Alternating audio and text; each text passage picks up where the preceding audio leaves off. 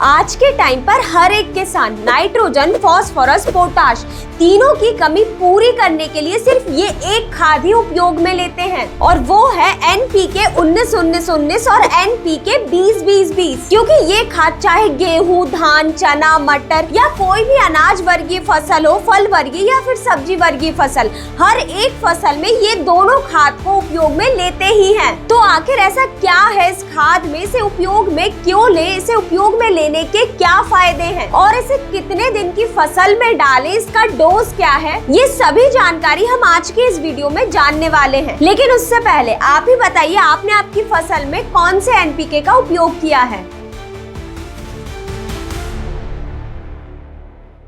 नमस्कार किसान भाइयों, स्वागत है आपका कात्यायनी ऑर्गेनिक्स के YouTube चैनल में। तो चलिए बिना देरी करे इस वीडियो को शुरू करते हैं। किसान भाइयों, चाहे आपने कोई भी फसल लगाई हो इस रबी सीजन में, आपने यूरिया, DAP और पोटाश को तो जरूर उपयोग में लिया ही होगा। लेकिन इन सब के बाद भी जब खेत में फसल खड़ी हुई रहती है तो ये दोनों NPK को उपयोग में लेना बहुत ही जरूरी हो जाता है। और इन NPK को या तो छिड़काव के रूप में या फिर ड्रिप के माध्यम से देना ही होता है, क्योंकि हर एक फसल के लिए नाइट्रोजन, फास्फोरस, पोटाश ये तीनों पोषक तत्व जरूरी होते ही हैं। और इस जरूरत को समझ के अगर हमने इन NPK को सही स्टेज पर दे दिया तो इसका सीधा रिजल्ट आपको पैदावार के रूप में देखने को मिलेगा ही। क्योंकि किसान इन NPK के बारे में जानता तो है, लेकिन 90% किसान इन NPK को उपयोग में लेने में ही सबसे बड़ी गलती कर देते हैं और फिर आखिर में बोलते हैं कि इन NPK का कोई रिजल्ट ही नहीं मिलता। तो इन NPK को उपयोग में लेने से पहले इनके बारे में सही जानकारी होना बहुत ही जरूरी है। तो चलिए सबसे पहले बात करते हैं NPK 19-19-19 की। आज के टाइम पर आप सभी इस खाद के बारे में जानते ही होंगे और जैसा कि नाम से ही पता चल रहा है कि इस खाद में 19% नाइट्रोजन, 19% फास्फोरस और 19% पोटाश की संतुलित मात्रा होती है। तो अब बात करें इस खाद को कब उपयोग में ले, तो आप इसे फसल की शुरुआती अवस्था में उपयोग में ले सकते हैं, यानी कि फसल की वनस्पतिक विकास अवस्था से लेकर आप इसे पौधे में फूल आने से पहले तक की अवस्था पे उपयोग में ले सकते हैं। अगर आप इस खाद को फसल की शुरुआती अवस्था से ही देते हैं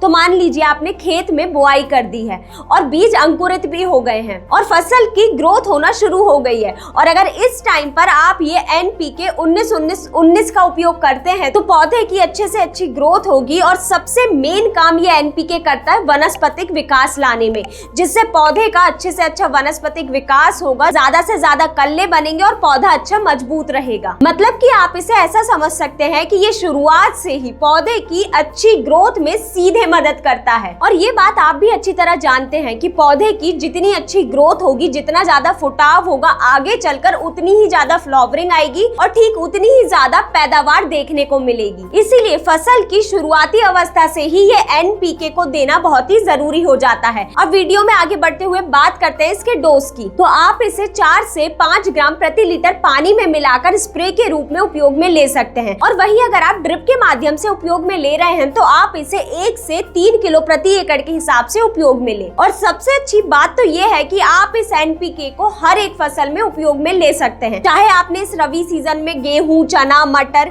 या फिर कोई भी फसल लगाई हो, आप इसे आसानी से उपयोग में ले सकते हैं। वहीं अब बात करें NPK 20-20-20 की, तो ये खाद भी ठीक NPK 19-19-19 की तरह ही काम करती है, बस इसमें नाइट्रोजन, फास्फोरस और पोटाश कुछ ज्यादा मात्रा में होता है। जैसे कि इसमें नाइट्रोजन 20%, फास्फोरस भी 20% और पोटाश भी 20% की संतुलित मात्रा में होता है। मतलब कि सीधे सीधे आप इसे ऐसा समझ सकते हैं कि इसमें NPK का कंसंट्रेशन ज्यादा मात्रा में होता है NPK 19-19 के मुकाबले। तो आप ऐसा समझ सकते हैं कि जिन फसल को NPK की रिक्वायरमेंट ज्यादा मात्रा में होती है तो उन फसल के लिए आप ये NPK 20-20-20 का उपयोग कर सकते हैं। जैसे कि आप इस NPK को गेहूं, चना, धान, मक्का, गन्ना इन फसलों में आसानी से उपयोग में ले सकते हैं और इन फसलों में इस NPK का रिजल्ट बहुत ही अच्छा देखने को मिलता है। तो जैसे कि हम ये पहले भी जान चुके हैं कि ये NPK 20-20 ठीक NPK 19-19 की तरह ही काम करता है। और अब बात करें इसके डोज की, तो अगर आप इसे छिड़काव के माध्यम से उपयोग में ले रहे हैं तो 3 से 5 ग्राम प्रति लीटर के हिसाब से उपयोग में ले। और वही अगर बात करूं कि अगर आप ड्रिप से या फिर जमीन के माध्यम से दे रहे हैं तो आप इसे 3 से 5 किलो प्रति एकड़ के हिसाब से उपयोग में ले। तो किसान भाइयों, ये थी जानकारी कि ये NPK 19-19 और NPK 20-20-20 क्या होते हैं, इन्हें कब उपयोग में लेना है, इनके क्या फायदे हैं,